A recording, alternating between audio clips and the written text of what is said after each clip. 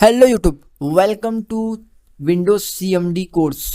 तो आज की इस वीडियो में हम लोग सीखने वाले हैं विंडोज सीएमडी का पूरा फुल बेसिक टू एडवांस। ठीक है, फुल बेसिक टू एडवांस।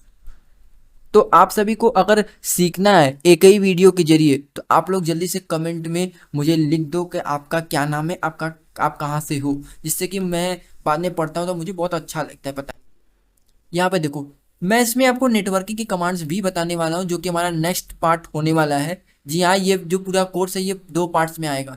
ये पार्ट 1 है और अगला जो पार्ट 2 है, जिसमें हम लोग अभी बेसिक और एडवांस कमांड हम लोग जानेंगे, जिसमें हम लोग सिस्टम के कुछ कमांड्स को जानेंगे और बाकी के जो बचे हुए सिस्टम के कमांड्स होंगे वो हम लोग नेटवर्किंग वाले वीडियो में समझेंगे। ठीक है, तो आप लोगों को करना क्या है, सबसे पहले वीडियो को लास्ट तक फॉलो करना है, क्योंकि अगर आप लोग का ड्रीम है इथिकल हैकर बनना, इथिकल हैकिंग में अपना करियर बनाना, तो आप लोगों को ये वीडियो फॉलो करना ही होगा। क्योंकि अगर आपको विंडोज़ में कमांड लाइन से खेलना नहीं आया तो आप लोग नहीं कर पाओगे भाई साहब, क्योंकि आगे के जो जो आने वाला समय है वो इथिकल हैकर्स के फील्ड में एक बहुत बड़ा रिवॉल्यूशन आने वाला है।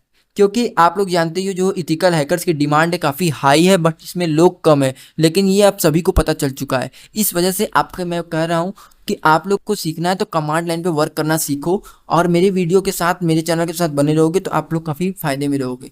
ना हम लोग बिना देर के चलते अपने उससे पहले मैं कुछ और चीज़ें आपको बताऊंगा थोड़ा सा, जिससे कि आपको थोड़ा समझ में आएगा चीज़ें। जो ऑपरेटिंग सिस्टम होता है, चाहे वो लिनक्स हो चाहे वो विंडोज़ हो, वो दो चीज़ों पे वर्क करता है।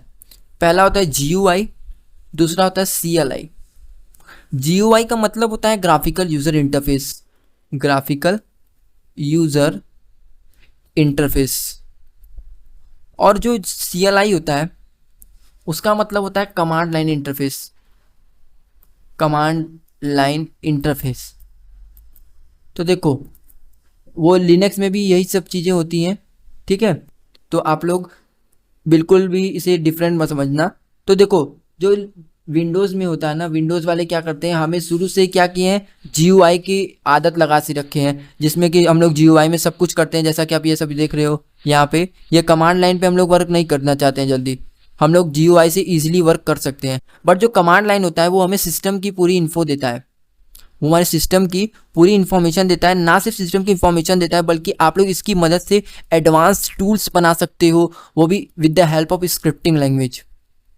With the help of scripting language की मदद से आप लोग इसमें एडवांस टूल्स बना सकते हो, वो भी बहुत खतरनाक लेवल के, और वो भी विंडोज़ में। भाई साहब, लिनक्स तो आपको काफ़ी सारी परमिशंस दे देता है, इसलिए आप लोग इसे इजीली यूज कर लेते हो। बट विंडोज़ जो है उसमें काफ़ी सारी चीज़ें रेस्ट्रिक्टेड है, उनको बाईपास करना पड़ता है, तब जाके आप ये सारे टूल्स बना पाओगे, पावरफुल टूल्स। बेसिक टूल्स की मैं बात नहीं कर रहा हूँ। तो आपको पहले विंडोज़ की जानकारी होनी चाहिए, इसके कमांड प्रॉम्प्ट के बारे में। ठीक है, हाँ, और एक और बात, जब भी आप विंडोज़ को यूज किया करो कमांड प्रॉम्प्ट, तो रन एज एडमिनिस्ट्रेटर जरूर कर लिया करो।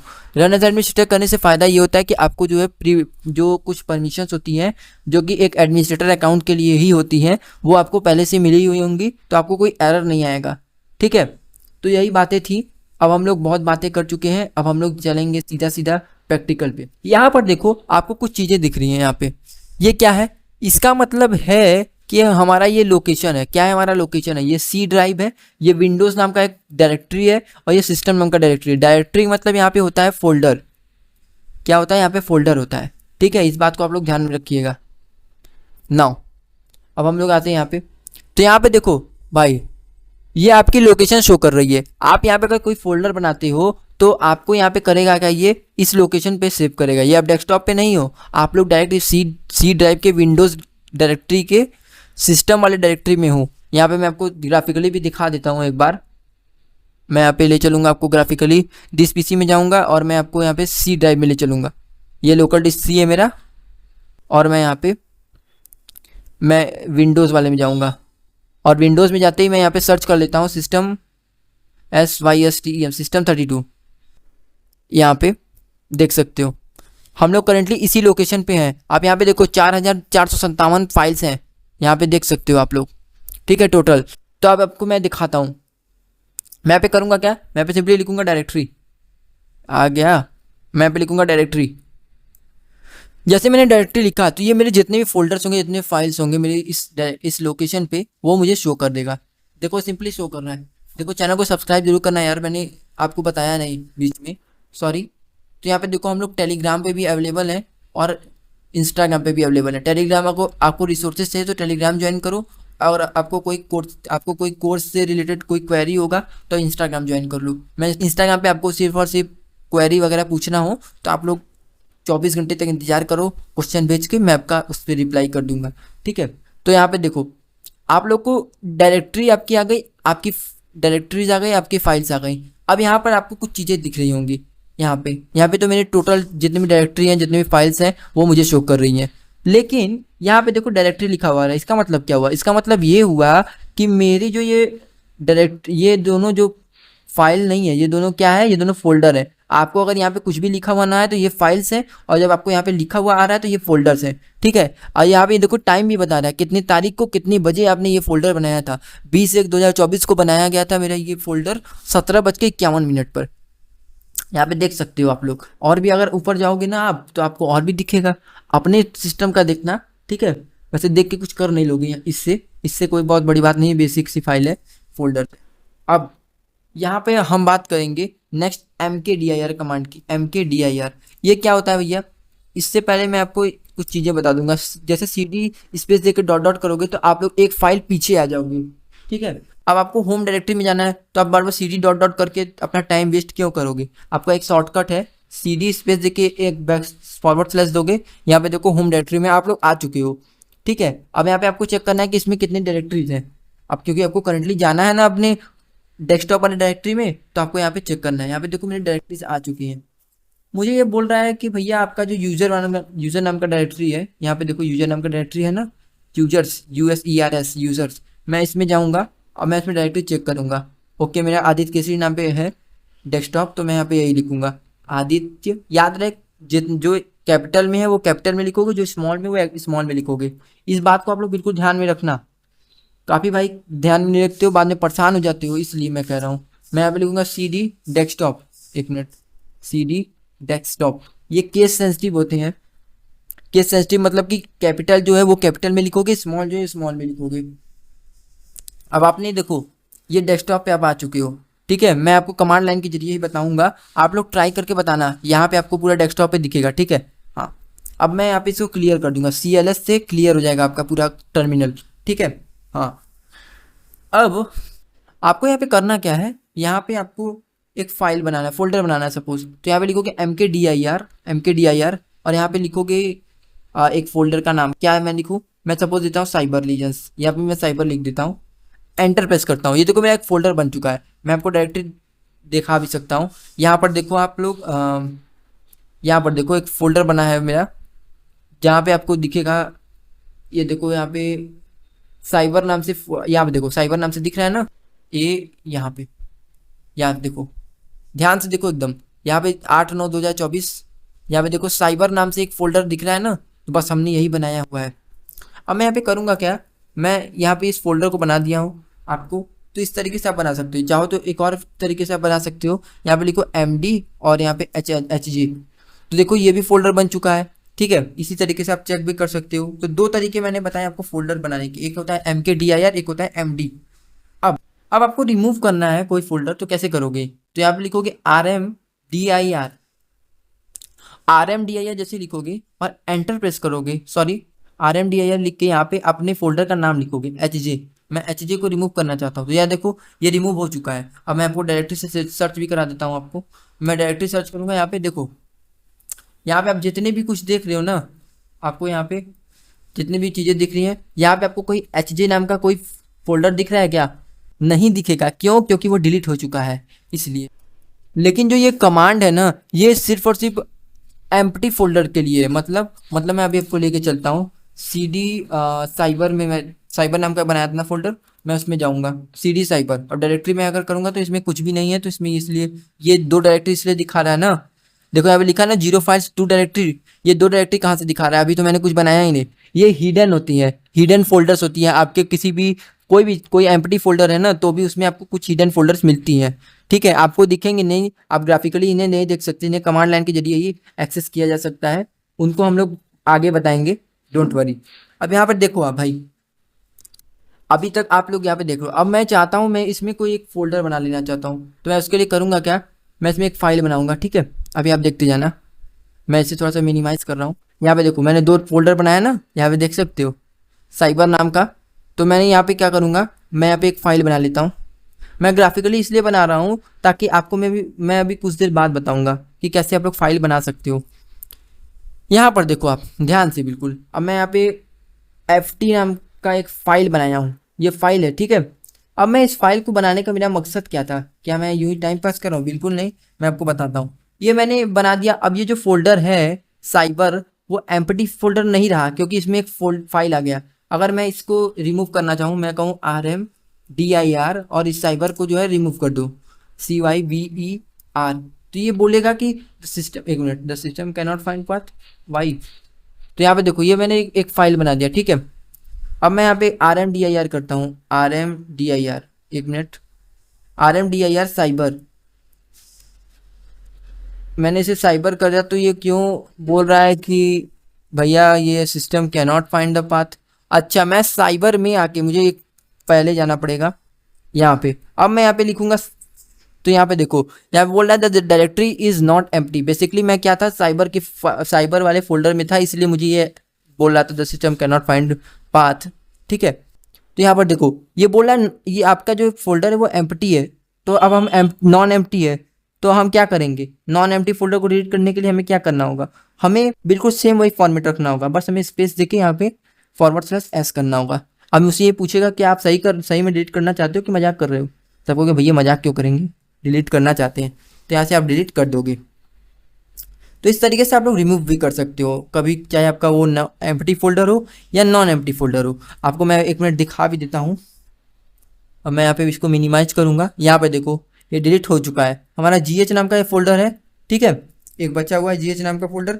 अब हम लोग उसमें देखेंगे, हम लोग एक फाइल बनाने वाले हैं जो कि डेस्कटॉप पे बनेगा। क्या बने, किस पे, डेस्कटॉप पे बनेगा। तो हम लोग बना देते हैं, पहले एक फाइल बनाएंगे जिसका नाम है, हम रखेंगे GH। अब मैं चाहता हूँ ये जो फाइल है, मैं एक और फाइल बनाऊंगा जिसका मैं नाम रखूंगा, शायद मैंने यहाँ पे रखूंगा मैं OP, ठीक है। अब मैं इसका रीनेम थोड़ा सा कर दूं, तो इसका रीनेम मैं ऐसे करूंगा, मैं कमांड लाइन के जरिए करूंगा। देखो यहाँ पे GH नाम का एक फाइल है, ठीक है, ध्यान रखना। अब मैं इसका रीनेम करने जा रहा हूँ। इसका रीनेम करने के लिए मुझे लिखना होगा रीनेम REN, और मैं GH जो मेरा ओल्ड नेम है जिसको मैं चेंज करना चाहता हूँ, और मैं YU लिख दूंगा। मैं GH से YU को चेंज करूंगा। अब यहाँ पे देखो ये चेंज हो चुका है, सक्सेसफुली हो चुका है, नहीं तो मुझे एरर थ्रो करता। यहाँ पे देखो GH है, अब ये YU क्यों नहीं हुआ। अच्छा, मैंने ये बेसिकली इसके फोल्डर को चेंज कर दिया। हाँ, इसके फोल्डर के नेम को मैंने चेंज कर दिया, देख सकते हो इसके फोल्डर का नाम YU हो गया, ठीक है। ये GH था ना, इसलिए। तो यहाँ पे देखो जो टास्क पहले हो चुका था, इसलिए इसने पहले इसको चेंज करा फोल्डर को, ठीक है। आप लोग अगर करोगे तो आपका फाइल भी चेंज होगा अगर यूनिक नेम होगा। अब यहाँ पर देखा जाए, अब मैं करूँगा क्या, मैं ये जो GH नाम का एक फाइल है ना, यहाँ पे मैंने जो बनाया है, इसको मैं कॉपी करके इसमें लाना चाहता हूँ YU में। तो मैं करूँगा क्या, यहाँ पे मैं यहाँ पे सिंपली लिखूँगा कॉपी। किसको कॉपी करो, GH को कॉपी करो, और किसमें कर दो पेस्ट, YU में पेस्ट कर दो। अब यहाँ पे मैं जैसे ही करा तो यहाँ पे ये बोल दिया the system cannot find the specific path. अच्छा, यहाँ पे मुझे GH का एक्सटेंशन देना पड़ेगा .txt। मैंने जैसे ही किया, ये देखो यहाँ पे लिख दिया 1 फाइल कॉपी, और यहाँ पे आप देख सकते हो आपका जो फाइल है वहाँ पे कॉपी हो चुका है। तो इस तरीके से आप लोग यहाँ पे किसी भी फोल्डर में कॉपी कर सकते हो फाइल को। अब यहाँ पे मैं लिखूंगा मूव। अब मूव करना है मुझे, किसको, OP को मैं मूव करूँ। चलो मूव करते हैं, OP.txt इंटू YU। अब YU में मैं OP को मूव किया, यहाँ पे देखो यहाँ से गायब हो गया, इसका मतलब इसमें आ गया। अब मैं आपको दिखा भी देता हूँ किसमें आया कि नहीं। यहाँ पे देखो OP नाम का फोल्डर फाइल आ चुका है। तो इस तरीके से आप लोग मूव कर सकते हो। कैसे हमने मूव किया, यहाँ पे पहले हम लोगों ने मूव कमांड लिखा, MOVE मूव, फिर स्पेस देके उस फाइल का नाम विद एक्सटेंशन क्या होता है, जैसे अब मेरा टेक्स्ट फाइल था तो मैंने .txt लगाया, आपका डॉक्यूमेंट होगा तो .doc लगाओगे, ठीक है। इस तरीके से आप लोग एक्सटेंशन लगा के फिर जिस भी फोल्डर में आपको करना है मूव, या जिस भी फोल्डर में आपको कॉपी करना है, तो उस फोल्डर का नाम दे दोगे स्पेस देके, आपका वहाँ पे कॉपी हो जाएगा। अब आपने सीख लिया कैसे फोल्डर को रीनेम करते हैं, कैसे डिलीट करते हैं। डिलीट करना अपने फाइल को नहीं सिखाना अभी, तो मैं डिलीट करना सिखा देता हूँ आपको। सिंपली लिखना है DEL डेल और उस फाइल का नेम। जैसे मैं यहाँ पे डेल GH लिखूंगा, देखो GH डिलीट हो जाएगा। ये डिलीट क्यों नहीं हुआ? अच्छा, यहाँ पे जैसे मैं कहूँगा gh.txt, gh.txt, देखो ये भी डिलीट हो जाएगा। इस तरीके से देखो डिलीट हो गया कि नहीं। तो आप लोग भी ऐसे ही डिलीट कर सकते हो बहुत ही आसान तरीके से। तो ये था आपका बहुत बेसिक कमांड, कैसे रिमूव करते हैं, कैसे डिलीट करते हैं। अब हम लोग कुछ सिस्टम के कमांड्स को जान लेते हैं, ठीक है। तो हम लोग कुछ एडवांस कमांड जान लेते हैं। यहाँ पे लिखेंगे टास्क लिस्ट। अब ये टास्क लिस्ट लिख के मैं एंटर किया तो मेरे सिस्टम में जितने भी टास्क रनिंग होंगे या फिर सर्विसेज होंगे या कंसोल होंगे, ये आ गया है यहाँ पे। अब यहाँ पे देखते जाओ आप। अब मैं यहाँ पे चाहता हूँ कि मेरे सिस्टम में कितने ड्राइवर्स हैं इंस्टॉल्ड, वो मुझे बताओ। तो मैं यहाँ पे करूँगा ड्राइवर क्वेरी। जैसे मैं ड्राइवर क्वेरी देख के एंटर करूँगा तो मेरे सिस्टम में जितने भी ड्राइवर्स इंस्टॉल्ड होंगे वो यहाँ पे शो हो जाएंगे। अब मैं यहाँ पे चेक करना चाहता हूँ कि मेरे सिस्टम में कितने जो है टास्क रनिंग में, मतलब कितने टास्क इस समय चल रहे हैं मेरे साथ। तो यहाँ पे मैं इसे एंटर करूँगा तो यहाँ पे देख सकते हो मेरे इतने जो टास्क हैं वो सारे टास्क चल रहे हैं, वो सारे रनिंग है, ठीक है। अब इन टास्क को हमें रोकना है, मतलब हमें स्टॉप करना है। तो मैं यहाँ पे करूँगा क्या, मैं यहाँ पे वर्क स्टेशन को कॉपी कर लूँगा और मैं इसी को स्टॉप करना चाहता हूँ। देखो ये रनिंग टास्क है, ठीक है। हाँ, मतलब कि ये जो सॉफ्टवेयर है रन कर रहे हैं मेरे बैकग्राउंड में। अब मुझे इन्हें स्टॉप करना है, तो मैं इन्हें स्टॉप करने के लिए क्या कहूँगा, मैं लिखूँगा नेट स्टॉप, और जिसको भी स्टॉप करना है मैं यहाँ पे इसको पेस्ट कर दूंगा उसके नाम को। अच्छा, यहाँ पे वर्क स्टेशन मुझे पूरा लिखना पड़ेगा। चलो अच्छा, कोई बात नहीं। Work station STATION, enter press किया। यहाँ पे देखो ये स्टॉप करना शुरू कर दिया इसका प्रोसेस। यहाँ पे लिख दिया the work station is stop successfully, was stop successfully. अब मुझे यहाँ पे करना क्या है, ये स्टॉप हो चुका है। अब मैं आपको दिखा देता हूँ एक बार। एंटर प्रेस करूँगा नेट स्टार्ट करके। यहाँ पे देखो कहीं दिख रहा है क्या? नहीं दिख रहा है। क्यों? क्योंकि वो स्टॉप हो चुका है, रनिंग टास्क नहीं रहा वो। अब वो बैकग्राउंड में रन नहीं कर रहा है। अब आप कहोगे भैया ये तो समस्या हो गई, अब मैं कैसे बैकग्राउंड में रन करवाऊंगा उसको? तो बस सिंपली कुछ मत करो यार, बस वहाँ यहाँ पे आप क्या कर दो, उसका नाम पेस्ट कर दो। तेरा नाम लिख दिया, आराम लिख दिया, ये लो लिख दिया, स्टार्ट हो गया सिंपली। तो यहाँ पे देख सकते हो वर्क स्टेशन स्टार्ट हो चुका है। तो इस तरीके से आप लोग किसी भी सर्विसेज को स्टार्ट कर सकते हो, किसी भी सर्विसेज को स्टॉप कर सकते हो। अब एक नेक्स्ट कमांड आता है जो कि बहुत इंपॉर्टेंट है, मैं इसे क्लियर करके आपको बताना चाहूँगा, जिसका नाम है WMIC। इसका मतलब क्या होता है? Windows management interface. क्या होता है इसका full form? Windows management interface command. इसको मैं एंटर करूंगा। यहाँ पर देखो आपको यहाँ पे रूट क्लाइंट आ गया। अब ये कहोगे रूट क्लाइंट कैसे आ गया भैया? तो इसका मतलब क्या हुआ? इसका मतलब ये हुआ, जैसे आप लोगों ने कभी लिनक्स का यूज किया होगा या वीडियो वगैरह में देखा होगा, तो देखो एक नॉर्मल यूजर होता है और एक जो होता है वो होता है रूट यूजर, है ना। आपने रूट यूजर का नाम तो सुना ही होगा, जो रेड कलर में आता है। तो यहाँ पे देखो नॉर्मल यूजर में कुछ प्रिविलेजेस, जो कुछ परमिशंस होती है वो उसको नहीं मिली हुई होती हैं, और इनमें एक्स्ट्रा परमिशंस मिली हुई होती हैं, ठीक है। बस यही अंतर होता है। तो हम लोग जो ये रूट है, हम लोग वैसे ही विंडोज़ में जो होता है ना, वो हम लोग यूजर को क्लाइंट कहते हैं। यूजर को क्या कहते हैं? क्लाइंट कहते हैं। तो एक नॉर्मल यूजर होता है और एक रूट यूजर होता है। तो ये जो रूट यूजर है, ये WMIC कमांड से आप अपने रूट यूजर बन जाते हो, ठीक है, जिसमें कि आपको एक्स्ट्रा कुछ परमिशंस मिले हुए होते हैं। बस इसका यही मतलब होता है, सिंपल सा।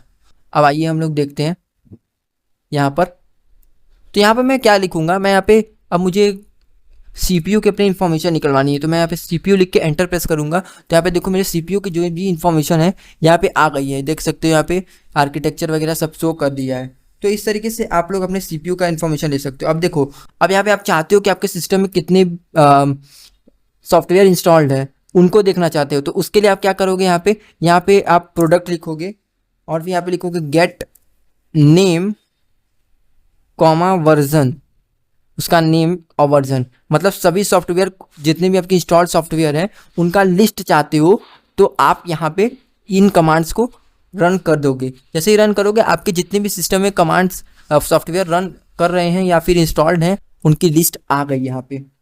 अब जैसे ये लिस्ट आ गया, अब आप क्या करो, अब यहाँ पे लिखो क्या, CS प्रोडक्ट और फिर स्पेस दो। स्पेस देने के बाद यहाँ पे लिखो गेट वर्जन, मतलब कि इनके वर्जन कौन कौन से हैं वो जानना है। तो आपको यहाँ पे C S product get version, यहाँ पे सी को कैपिटल में लिखोगे तो यहाँ पे देखो इनके जो भी वर्जन थे यहाँ पे ये शो कर दिया वर्जन, ठीक है। अब यहाँ पे देखो अभी आपने ये काम कर दिया, ठीक है। अब आपको करना क्या है, यहाँ पे कंप्यूटर सिस्टम गेट नेम लिखना है। यहाँ पे क्या लिखना है, कंप्यूटर सिस्टम, कंप्यूटर। अब अपने कंप्यूटर सिस्टम के बारे में आप बात कर रहे हो इसलिए मैं यहाँ पे लिखूंगा कंप्यूटर सिस्टम गेट नेम। मेरे कंप्यूटर सिस्टम का क्या नेम है वो बताओ, एक मिनट, गेट ही नहीं होगा, गेट नेम। इसने मेरे कंप्यूटर सिस्टम का नेम बता दिया। तो इस तरीके से आप लोग देख सकते हो। अब मुझे इसके सिस्टम टाइप का पता करना है तो यहाँ पे मैं गेट सिस्टम टाइप लिख दूंगा, SYSTEMTYPE। यहाँ पे करता हूँ तो मेरा सिस्टम टाइप बता दिया, मतलब ये 64 बेस्ड ऑपरेटिंग सिस्टम है। आपका 32 बेस्ड होगा तो 32 बेस्ड दिखाएगा, ठीक है। इसलिए आप लोग घबराना मत। अब यहाँ पर देखो आपने ये काम कर दिया। अब आपको क्या करना है, यहाँ पे कंप्यूटर सिस्टम गेट। अब सपोज आपको यहाँ पे आपकी जितनी भी मेमोरी है, मतलब टोटल आपकी कितनी स्टोरेज है वो आपको चेक करनी है। तो यहाँ पे लिखोगे computer system gate physical, total physical memory. सब इन तीनों को एक ही में लिखोगे, ठीक है। हाँ, total physical memory, MEMORY memory. Enter press करो। यहाँ पर देखो इनवैलिड गेट एक्सप्रेशन, ये क्या हो गया? ओह अच्छा, मैंने यहाँ पे देखो मैंने कहा ना एक ही में लिखना है। यहाँ पे एक ही में लिखोगे तो यहाँ पे देखो आ गया कितना, आपके टोटल जितनी स्टोरेज होगी वो आ गई है। तो इस तरीके से आप लोग अपने सिस्टम में जितनी भी आपकी फिजिकल मेमोरी होगी वो आपको दिख जाएगी। अब नेक्स्ट कमांड जो है वो है पार्टीशन का। आपके सिस्टम में कितनी पार्टीशन है, यहाँ पे लिखो TITION partition, PARTIDION। Gate name, जितनी भी आपको पता करनी है, गेट नेम। और यहाँ पे नेम के साथ साथ मैं चाहता हूँ कि इसके जो टाइप है और जो इसकी साइज है, टाइप, साइज, और बस टाइप साइज लिखने के बाद मैं यहाँ पे से एंटर कर दूंगा। तो यहाँ पे देखो इसकी टाइप कौन सी है, इसकी साइज क्या क्या है, ये सारी इन्फॉर्मेशन मुझे मिल गई है। तो यहाँ पे देख सकते हो मेरे डिस्क 0 है, पार्टीशन 0 है, पार्टीशन 1 2 3 पार्टीशन बने हुए हैं। और यहाँ पे देख सकते हो इंस्टॉलेबल फाइल सिस्टम है, मतलब कि इसका टाइप बता रहा है मुझे, ठीक है। तो इस तरीके से आप लोग जान सकते हो। अब नेक्स्ट कमांड जो है आपका यहाँ पे है कंप्यूटर सिस्टम, आप लिखोगे और फिर यहाँ पे लिखो कि गेट मॉडल या गेट मैन्युफैक्चरर लिखो। गेट मैन्युफैक्चरर मतलब कि आपके कंप्यूटर सिस्टम को, मतलब ये इसका बिल्ड क्वालिटी, इसका किसने मैन्युफैक्चर किया है, FACTURER। अरे भाई आपका जो कंपनी होगा वही होगा ना, HP या डेल है तो डेल होगा, HP है तो HP होगा, एप्पल है तो एप्पल होगा, मैकबुक में यही काम करेगा, ठीक है। तो यहाँ पे देख सकते हो HP आ गया। अब यहाँ पे आपको मॉडल नेम पता करना है, मैन्युफैक्चर तो पता कर ही चुके हो, अब मॉडल नेम पता कर लो। यहाँ पे लिख दो मॉडल, आपका आ जाएगा। यहाँ पे देख सकते हो HP नोटबुक। तो इस तरीके से आप लोग जान सकते हो। अब नेक्स्ट आपका जो कमांड है वो है आपका मैक एड्रेस से रिलेटेड। यहाँ पे लिखोगे NIC और मैक एड्रेस, तो आपका मैक एड्रेस पता चल जाएगा, DDRESS। जैसे मैंने NIC मैक एड्रेस लिखा, शायद मुझे कुछ स्पेलिंग मिस्टेक हो गई क्या, NIC गेट मैक एड्रेस मुझे लिखना था, यहाँ पे मैं चेक कर रहा था। चलो यहाँ पे देखो आपके मैक एड्रेस इस तरीके से मिल गई। तो आप लोग इस तरीके से अपना सिस्टम का इंफॉर्मेशन ले सकते हो। यहाँ पे मैंने आपको काफ़ी सारे तरीके बता दिए हैं। अब मैं कुछ और कमांड्स आपको बताऊंगा जो कि आपके लिए बहुत ज़्यादा इंपॉर्टेंट होने वाले हैं। तो आप लोग अगर कहीं लिख रहे होगे तो यहाँ पे लिखना स्टार्ट कर दो। अब यहाँ पे मैं इसे क्लियर करना चाहूँगा, CLS से क्लियर कर देता हूँ। अच्छा ठीक है, यहाँ पे अब WMSC का जो कमांड है उसका काम खत्म हो गया है। तो हम लोग Ctrl+C से प्रेस करेंगे, अपने नॉर्मल यूजर में हम लोग आ जाएंगे। अब मैं यहाँ पे करूँगा क्या, क्लियर करूँगा CLS, मैंने इसे क्लियर कर लिया। अब मुझे नॉर्मल यूजर में कैसे आप लोग अपने सिस्टम का इन्फॉर्मेशन ले सकते हो, अब उसको जानो। मैं यहाँ पे लिखूँगा सिस्टम इन्फो। अब मैंने सिस्टम इन्फो जैसे ही किया तो ये अभी लोड कर रहा है, मतलब कि अब मेरे पूरे सिस्टम की इन्फॉर्मेशन मैंने मांगी है तो ये मुझे दे देगा, ठीक है। वो तो WMIC में आप लोग root user, as a root user आपको कुछ लिमिटेड अमाउंट में मिले थे, बट यहाँ पे आपको पूरी सिस्टम की इन्फॉर्मेशन एक जगह मिल जाएगी। क्या क्या है आपके, यहाँ पे मैं आपको दिखा देता हूँ। देख सकते हो आपके नेटवर्क से रिलेटेड भी, नेटवर्क कार्ड आपके कितने हैं, वहाँ पे नहीं दिखाया था ये सारी चीज़ें। आपका होस्ट नेम क्या है, आपका वर्जन क्या है, आपका मैन्युफैक्चरर कौन है, ये सारी चीज़ें यहाँ पे एक जगह पे दिखा देगा। तो इस तरीके से आप लोग सिस्टम की इन्फॉर्मेशन ले सकते हो। आपको अपना माइक्रोसॉफ्ट कॉन्फ़िगरेशन वाला GUI के जरिए खोलना है, तो यहाँ पे क्या करोगे, यहाँ पे लिखोगे MS कॉन्फ़िग, तो आपका ये जो है खुल जाएगा ऑटोमेटिक। यहाँ पे देखो इस तरीके से आपका ऑप्शन आ जाएगा। तो यहाँ पे इन पांचों ऑप्शन को समझने की जरूरत है। देखो general, boot, services, startup, tools, यहाँ पे आपको 3 ऑप्शंस आएंगी। जैसे बाय डिफॉल्ट है वैसे ही रहने देना है, बिल्कुल छेड़छाड़ बिल्कुल नहीं करना है। यहाँ पे बूट वगैरह आएगा, तो यहाँ पे देख सकते हो ये सारी बातें हैं, ठीक है। तो आप लोग को बिल्कुल वैसे ही रहने देना है, इसमें छेड़छाड़ मत करना, नहीं तो बहुत बड़ी समस्या हो जाएगी, तो मुझे मत कहना। हाँ, फिर नेक्स्ट कमांड है जो गेट मैक का है। इससे क्या करोगे, अपने मैक एड्रेस जान सकते हो। गेट मैक करोगे तो यहाँ से मैक एड्रेस जान सकते हो। ये भी एक कमांड है, इसके जरिए डायरेक्टली आपको मैक एड्रेस पता चल जाएगा आपके नेटवर्क से रिलेटेड। यहाँ पे देख सकते हो फिजिकल एड्रेस और यहाँ पे ट्रांसपोर्ट मैक एड्रेस। अब यहाँ पे मैं लिखूंगा, अगर क्या लिखूँ यहाँ पे, नहीं नहीं नहीं ये गड़बड़ हो गया, स्पेलिंग मिस्टेक हो गया, इसलिए अब मैं यहाँ पे करूँगा क्या, मैं यहाँ पे लिखूंगा MSIN info 32। मैंने ये लिख के एंटर प्रेस किया, तो ये मेरे माइक्रोसॉफ्ट, मतलब कि मेरे जितने भी इंफॉर्मेशन होगी माइक्रोसॉफ्ट की मेरे सिस्टम से रिलेटेड, वो सारी इंफॉर्मेशन यहाँ पे ये दिख जाएगी। जैसे मैंने देखो मेरे ऑपरेटिंग सिस्टम का नेम दिख रहा है, विंडोज़ होम एडिशन, ठीक है। और यहाँ पर देखो, यहाँ पे मेरे वर्जन दिख रहा है, मेरा नॉट अवेलेबल, ये सारे बायोस लेगेसी है, ठीक है। ये सारी चीज़ें मुझे यहाँ पे अवेलेबल दिख रही हैं। तो इस तरीके से आप लोग भी देख सकते हो बहुत ही आसान तरीके से। MS इन्फो का मतलब होता है माइक्रोसॉफ्ट इन्फॉर्मेशन, मतलब हमें हमारे सिस्टम से रिलेटेड जितने भी माइक्रोसॉफ्ट की इन्फॉर्मेशन है वो सारी मिल जाएंगी हमारे सिस्टम से रिलेटेड। अब यहाँ पर देखो, अब हम लोग यहाँ पे करेंगे डिस्क पार्ट में हम लोग चलेंगे, और यहाँ पे वहाँ पे देखेंगे कुछ कमांड्स को। कुछ गड़बड़ हो गई क्या, नहीं सही है। अब डिस्क पार्ट में हम लोग आ गए, हम लोग कहेंगे कि मेरे इसमें जितने भी डिस्क हैं सिस्टम में उससे दिखाओ लिस्ट डिस्क। मैं पे लिस्ट डिस्क करता हूँ, यहाँ पे एंटर प्रेस करूँगा। यहाँ पे देखो मेरे जितने भी सिस्टम में डिस्क है वो आ गई। मेरे एक ही डिस्क है इसलिए एक ही आई, आपकी एक से ज़्यादा होंगी तो एक से ज़्यादा आएंगी, ओके। अब यहाँ पर देखो मेरे भाई, यहाँ पे आपको करना क्या है, यहाँ पे लिखना है SELECT सेलेक्ट डिस्क। आपका जो आगे आ रहा है वही लिखो, डिस्क 0। एंटर करोगे तो यहाँ पे देखो आपका डिस्क 0 इज नाउ सेलेक्टेड। आपका ये डिस्क 0 के अंदर क्या क्या चीज़ें हैं उसको जानने के लिए आपको पहले सेलेक्ट डिस्क 0 ये पूरा लिखना होगा, तभी आपका होगा। अब खाली डिस्क 0 लिखोगे तो एरर आ जाएगा, इसलिए मत करना है। सेलेक्ट डिस्क 0 लिखोगे तब आएगा। अब मैं इस डिस्क के बारे में डिटेल निकालना चाहता हूँ, तो मुझे यहाँ पे लिखना पड़ेगा डिटेल डिस्क। हाँ बहुत आसान है, थोड़ा बहुत कॉम्प्लिकेशन हो रही है मुझे पता है, लेकिन धीरे धीरे आपको आदत पड़ जाएगी। यहाँ पे देखो जितनी भी वॉल्यूम्स थी, जितनी भी जानकारियाँ थी, यहाँ पे इसने मुझे दे दिया। इस डिस्क में जितनी भी चीज़ें थी वो मुझे यहाँ पे दे दिया, डिटेल प्रोवाइड करा दिया। तो यहाँ पे देख सकते हो उसका टाइप वगैरह दिख रहा है, और यहाँ पे आपको काफ़ी सारी चीज़ें दिख रही हैं। तो इस तरीके से आप लोग पता कर सकते हो अपने डिस्क पार्ट में। अब डिस्क पार्ट से बाहर आने के लिए Ctrl+C प्रेस करोगे तो आप लोग बाहर आ जाओगे। CLS प्रेस करो, यहाँ पे अपना स्क्रीन क्लियर कर लो।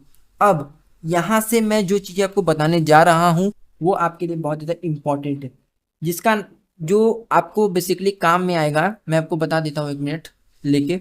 ये आपको आपसे जो कमांड आएगा ना वो आपको इनक्रिप्टिंग में काम आएगा, इनक्रिप्टिंग में, ठीक है। इनक्रिप्शन वगैरह अगर कर रहे हो तो उसमें काम आता है इनक्रिप्टिंग में। और आपके जो हिडन फाइल्स हैं, मैंने बोला ना कि आप जो कोई फोल्डर क्रिएट करते हो, मैंने भी बताया था वीडियो की शुरुआत में ही, उसमें कुछ दो तो हिडन फोल्डर डायरेक्टरीज आ रही थी कि नहीं, वो हिडन फोल्डर थे। उनको कैसे देख सकते हैं हम लोग वो मैं बताऊंगा आपको अब, बस अभी से 1 मिनट के बाद, ठीक है। तो आप लोग तैयार हो जाइए यहाँ पे। चलिए अब मैं 3 चीज़ें बताना चाहता हूँ। हमारी जो फाइल्स होती हैं या फिर हम कह लें डायरेक्टरी, उनको रीड करने के लिए, उनको देखने के लिए हमें 3 परमिशंस चाहती हैं। पहला होता है रीड, पहला क्या होता है रीड, दूसरा होता है हाइड, तीसरा होता है एग्जीक्यूट, ठीक है। ये तीनों परमिशंस अगर किसी फाइल के पास हैं तो आप उनको क्या कर सकते हो, रीड भी कर सकते हो, हाइड भी कर सकते हो और एग्जीक्यूट भी कर सकते हो, ठीक है। अगर कोई ऐसा फाइल है जिसके पास क्या है, सिर्फ रीड की परमिशन है, हाइड की परमिशन नहीं है और एग्जीक्यूट की परमिशन नहीं है, तो आप लोग सिर्फ और सिर्फ उन्हें देख सकते हो, उन्हें हाइड नहीं कर सकते, उन्हें एग्जीक्यूट नहीं कर सकते, ठीक है। हाँ, किसी भी फाइल के पास क्या होती है, 3 परमिशंस होती हैं, ये बात को आप ध्यान में रखिएगा।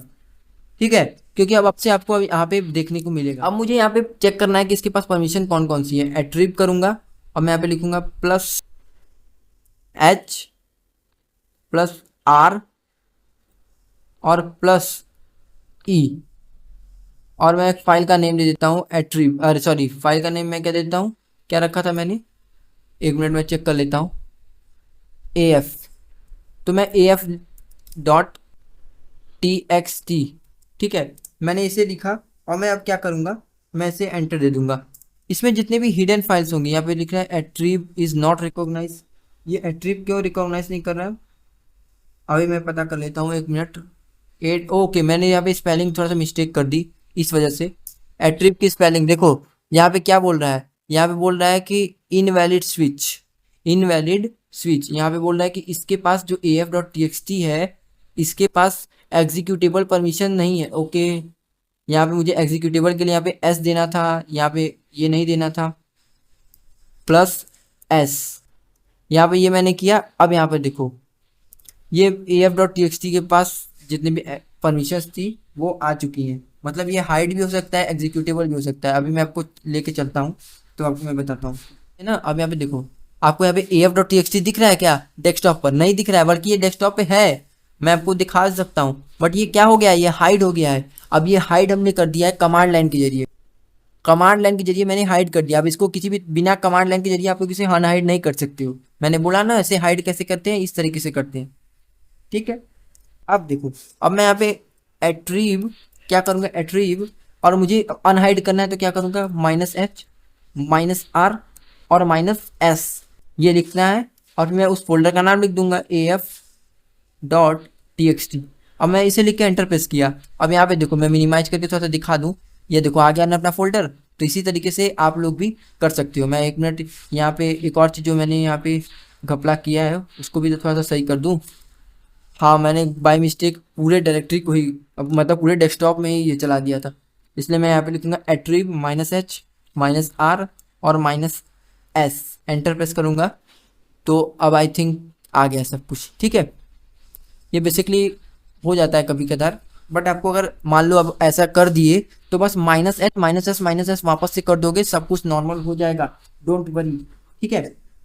तो आज की इस वीडियो में इतना ही। अगले वीडियो में हम लोग इंक्रिप्शन और डिक्रिप्शन के कुछ कमांड्स जानेंगे, कैसे हम लोग फाइल को इनक्रिप्ट करते हैं, कैसे फाइल को डिक्रिप्ट करते हैं कमांड लाइन के जरिए, वो हम लोग समझेंगे। और भी बहुत सारे एडवांस कमांड हम लोग समझने वाले हैं। तो आई होप आपको ये वीडियो पसंद आया होगा। अगर ये वीडियो पसंद आया है तो भाई साहब एक लाइक कर देना प्लीज़ मेरे लिए, और एक सब्सक्राइब कर देना, ठीक है। मिलते हैं दूसरे वीडियो में।